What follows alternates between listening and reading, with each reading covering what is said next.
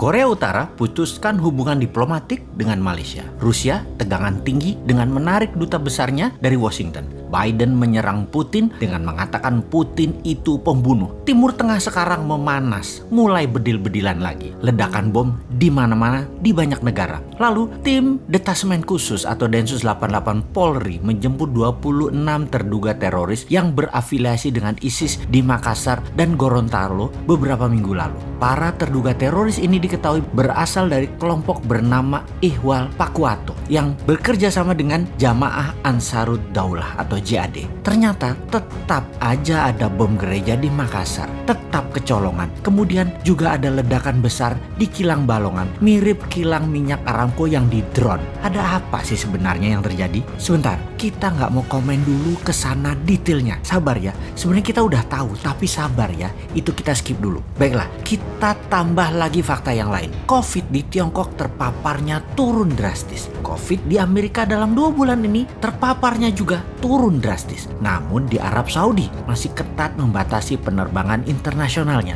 Masih selected karena COVID merajalela lagi. Bahkan di Tanzania lockdown. Negara Eropa Barat seperti Spanyol, Inggris, Perancis, Italia masih juga selected international visitor karena masih pandemik. Jenis baru lagi pandemiknya. Banyak di negara besar dan negara penting di dunia ini ternyata COVID belum bisa turun drastis di sana. Sehingga efek perlambatan ekonomi menjadikan mendung ekonomi di Eropa, di Afrika, di Asia. Pastinya di dunia di tahun 2021 ini mendung ekonominya. Bagaimana kita melihatnya hal ini yang lama kita sudah mengatakan dalam analisa Sontoloyo ala Bosman itu. Ketika globalis di belakang Biden CS Partai Demokrat Amerika, maka globalis menguasai 2 negara besar, Tiongkok dan Amerika. Keduanya diadu adalah Tiongkok CS yaitu One Belt One Road versus High Road-nya Amerika CS. Kemudian dunia dibuat gonjang-ganjing di mana instrumen perang yang terbesar adalah perang militer, yang terkecil adalah perang sel atau biasa disebut Terrorist Act mulai dipakai lagi.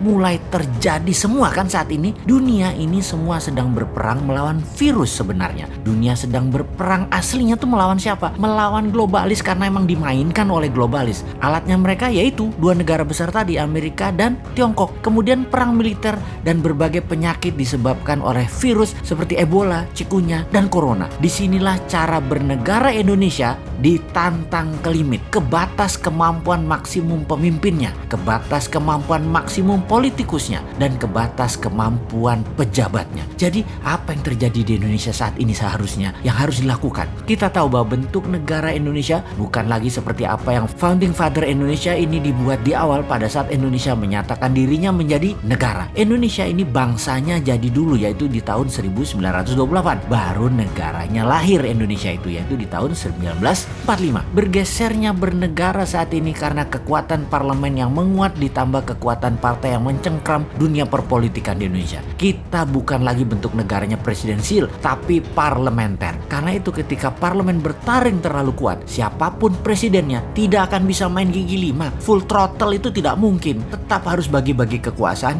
dan bagi-bagi permen keuangan. Lalu yang jadi masalah adalah pengetahuan bernegara masyarakat juga parah, dibuat jadi rendah. Jadi yang memegang kendali bernegara tinggal mainin aja apa pendapat rakyat, apa pendapat mereka. Rakyat manut, nonton, gak bisa buat apa-apa. Contohnya mulai digulirkan wacana presiden 3 kali di mana muncul kampanye mempropagandakan bahwa calon terkuat Jokowi Prabowo di tahun 2024. Lalu ada berita mengejutkan kalau Jokowi mencalonkan ketiga kalinya, hasil survei ternyata nama SBY melawan dengan kuat. Bahkan saat ini leading. Nah lo bingung gak tuh kaum old mind? Kalian ini gak pernah selesai berdrama ya. Lalu kaum new mind bagaimana? Diam aja sih saat ini. Incumbent dan oposisi menari-nari seakan-akan bisa membuat Indonesia berdaulat.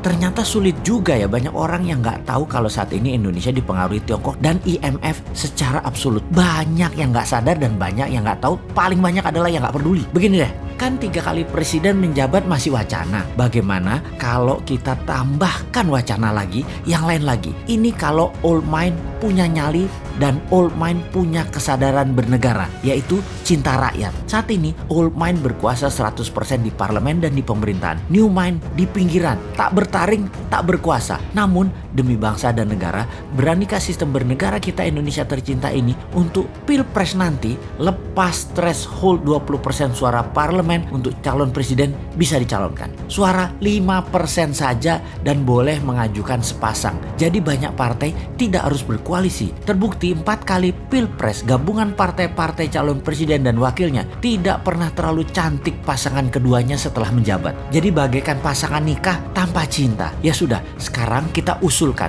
suara parlemen turunkan dari 20% ke 5% untuk ambang batas calon presiden dan langsung bisa mengajukan sepasang. Syarat berikutnya, total pasangan calon tidak boleh 7 pasang dengan menghitung suara parlemen dari suara terbanyak. Jadi apa yang terjadi? Misalnya pasangan PDIP dan Gerindra, Pak Jokowi dan Pak Prabowo, itu sudah 30% suara parlemen. Tapi masing-masing ternyata kreatif. Masing-masing mencalonkan diri sendiri. PDIP mencalonkan Ganjar dan Puan. Gerindra mencalonkan Pak Prabowo dan Pak Sandi Uno. Kemudian Golkar mencalonkan Erlangga dan Tito. Golkar bisa calonkan sendiri tentunya. Partai Demokrat Perjuangan mencalonkan SBY dan AHY. Demokrat KLB mencalonkan Muldoko dengan Ahok. Nasdem Pak Surya Paloh dengan Ridwan Kamil. PKS Anies dengan Habib Rizik. PKB Caimin dengan Deddy Corbuzier. PAN P3 mencalonkan Gatot dan Din Samsudin. Siapapun itu silahkan bertanding. Mainnya nanti 2 babak jika tidak ada pemenang yang mendapatkan suara 50% plus 1 suara. Jadi tanding ulang